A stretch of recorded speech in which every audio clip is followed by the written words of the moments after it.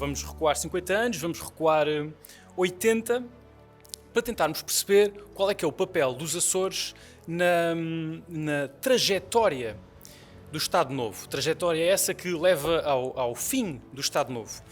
E porquê é que eu julgo que isto é interessante? Porque nós nestas comemorações vamos estar a falar, ao longo deste ano e meio que temos pela frente, para vários públicos diferentes. Não é? É suposto estas comemorações serem uma conversa de todo o país. E o 25 de Abril, para algumas pessoas que aqui estão, é uma memória pessoal. Quer dizer, viveram o 25 de Abril, já com consciência política, não é? Estiveram lá e viram todos os cenários possíveis nos anos seguintes, viram que a democracia pluralista não estava de todo garantida, foi um processo, foi preciso lá chegar. Depois temos outra geração seguinte que se calhar viveu o 25 de Abril, mas não com consciência política, não é? Enquanto criança percebeu que estava a passar alguma coisa de muito importante, mas não exatamente o quê, se calhar. Já cresceram numa democracia, já usufruíram de perspectivas de desenvolvimento económico que não existia para a geração anterior. Para esta gente, para muitos de vocês, o 25 de Abril ainda é outra coisa do que para os primeiros. Para a minha geração, ainda é uma coisa diferente. E para a geração seguinte, eu nasci em 93, sou um millennial, a geração seguinte é a geração Z, não é? Quem nasceu já nos anos 2000 até. Para nós, o 25 de Abril é só memória histórica, fora as conversas que tivemos com familiares, não é? E as pessoas que encontramos ao longo da vida que presenciaram o 25 de Abril. Portanto, para nós está muito mais distante. Foi assim que começou a conferência Os Açores, os Estados Unidos da América e o fim do Estado Novo, no Salão Nobre de Angra, no âmbito das comemorações dos 50 anos do 25 de Abril, organizadas em Angra do Heroísmo. Não deixar cair no esquecimento este capítulo da nossa história é uma das funções principais do programa. Há aqui um perigo maior que, felizmente, estas comemorações podem ajudar a responder, que é o perigo do esquecimento, da desvalorização, que se conjuga aqui com uma coisa, que é a minha geração ter sofrido um efeito secundário de uma vitória pós-Abril, que é a abertura cultural, e nós vamos falar disso aqui hoje, a abertura cultural que se deu depois de 25 de Abril, fez com que nós perdêssemos as nossas raízes, não é? À medida que íamos bebendo a cultura, ou a monocultura internacional, muito influenciada pelos Estados Unidos, mas deixamos de ver as nossas raízes, de perceber quais são elas, onde é que vimos, quem somos e para onde vamos. E por isso, então, é interessante aproveitarmos momentos como estes para tentar falar também para a minha geração e tentando dar um sentido histórico, que eu julgo que falta muito à minha geração, não só por esta falta de lugar cultural, como também por algo que depois se pode discutir no segundo mote das comemorações, que é a questão dos 50 anos de democracia, que é o sistema de educação. Ilhas no Atlântico que merecem mais reconhecimento pelo seu envolvimento em momentos cruciais. Nós temos um bocado a noção do que somos periferia e isso também passa para o nosso sentido daquilo que somos enquanto portugueses, do papel que tivemos na história de Portugal. Julgo que a maneira como nós aprendemos história também não ajuda, porque nós normalmente olhamos para acontecimentos de uma forma muito discreta, não é? Vamos falar sobre a Guerra Fria é isto, assim, assado. Vamos falar sobre o 25 de Abril, começou no dia tal, não é? Todas estas formulações retiram as ligações, as conexões entre as coisas. E quando nós olhamos para a história de Portugal e mesmo para a história internacional, que se cruza sobre o Atlântico, os Açores surgem muitas vezes, muito mais vezes do que nós esperaríamos. E na história de Portugal tem influência em pontos cruciais, em pontos de inflexão, em que a história muda. E aí nós encontramos os Açores, enquanto fator nas decisões que são tomadas, enquanto fator geoestratégico, geopolítico. E, portanto, acho que falar sobre estas coisas é também uma forma de nos dar alguma agência histórica, de nos fazer perceber que realmente temos um papel histórico, continuamos a ter um papel a fazer o país que é Portugal, não é? Portanto, este encontro entre ser açoriano e ser português acho que ganha muito de um sentido histórico. Há desvalorização até da parte dos próprios açorianos e, de certa forma, um apagar da memória histórica. Há uma desvalorização, como disse, e um esquecimento que nos prejudica porque nos retira identidade, de certa forma, não é? Se nós não soubermos de onde é que viemos, não sabemos exatamente quem somos. E há aqui várias forças que contribuem para essa desvalorização.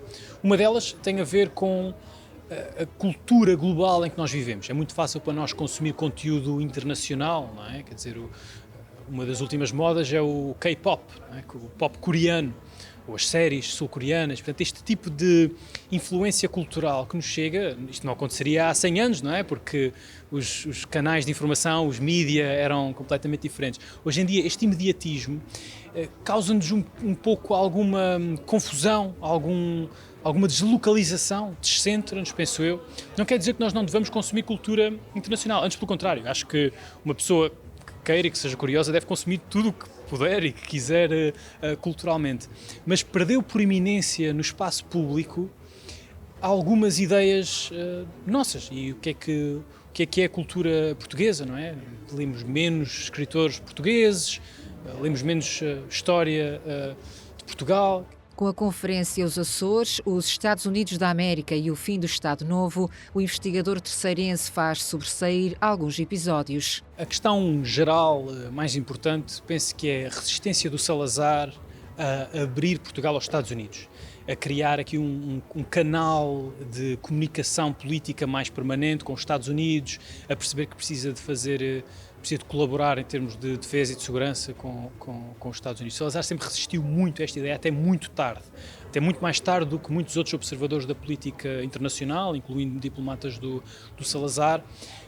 Ele tinha uma crença de que nós poderíamos continuar a ser resguardados no plano internacional pela Aliança Britânica, a Aliança Inglesa, que remonta ao século XIV e que para ele era uma aliança civilizante, porque era outro país europeu com um império e com modos ele diria de gentleman, ele utilizaria provavelmente esta expressão, enquanto que ele via os americanos como bárbaros, um povo que não respeitava os velhos costumes europeus, que achava que tinha aquela arrogância de achar que sabia o que era melhor para o mundo, e por isso ele sempre resistiu muito a qualquer coisa que envolvesse a influência dos Estados Unidos sobre Portugal.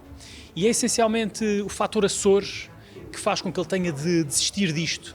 Em vários momentos durante a Segunda Guerra Mundial, o mais importante deles é quando deixa que os americanos comecem a utilizar a base das Lajes na Ilha Terceira, que era uma base britânica, que tinha sido construída pelos britânicos, era utilizada pelas Força Aérea Britânica, e depois deixa que os Estados Unidos construam, ao abrigo de um acordo que é supostamente com uma empresa privada e não com o governo dos Estados Unidos, lá está esta preocupação, com a Pan American, com a Pan Am, construir um aeroporto em Santa Maria.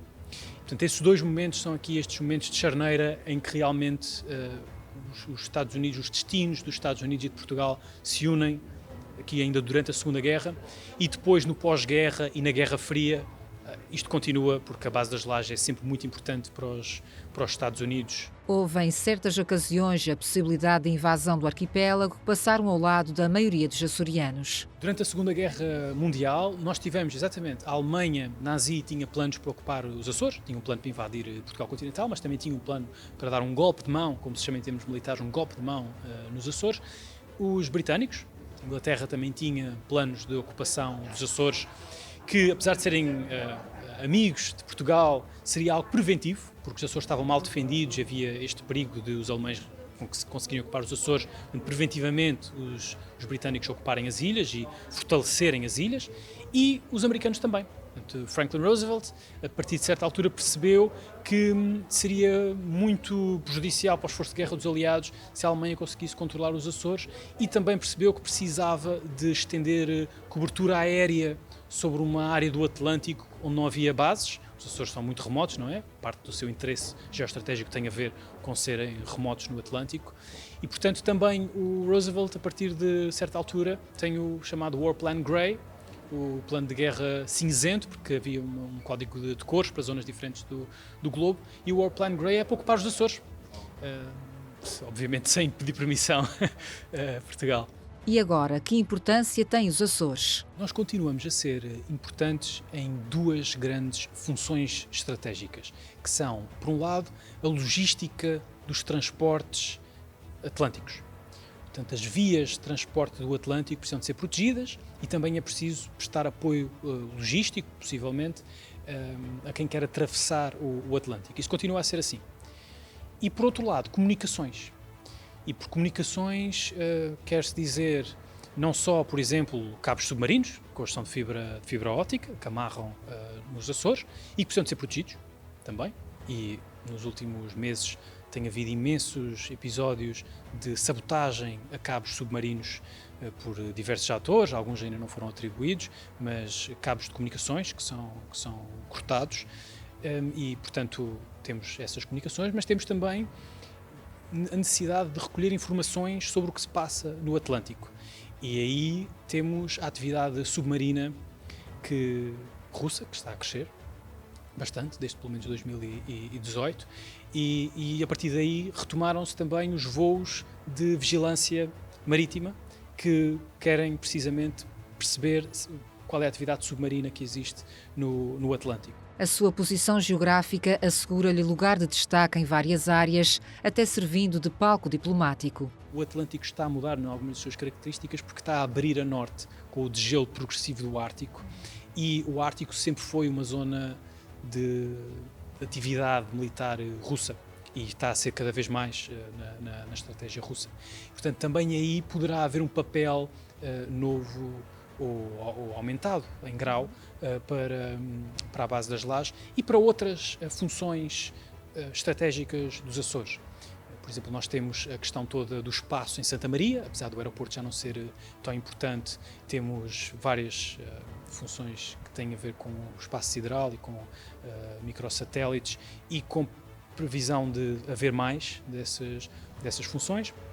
E depois temos também outro tipo de funções estratégicas que não são militares, são mais políticas ou diplomáticas, se quisermos, que têm a ver com ver os Açores como um palco diplomático para se tratar questões de segurança do Atlântico, ou seja, um sítio neutral por ser a meio caminho onde se pode discutir questões de segurança do Atlântico e para isso foi criado o Atlantic Center, o Centro do Atlântico, com sede aqui na Ilha Terceira, na base das Lajes, que conta com muitos países que participam nas atividades, quer académicos, quer militares, para tentar perceber como é que se pode responder a desafios de segurança do Atlântico. Podem ser coisas muito localizadas, por exemplo, a pirataria no Golfo da Guiné.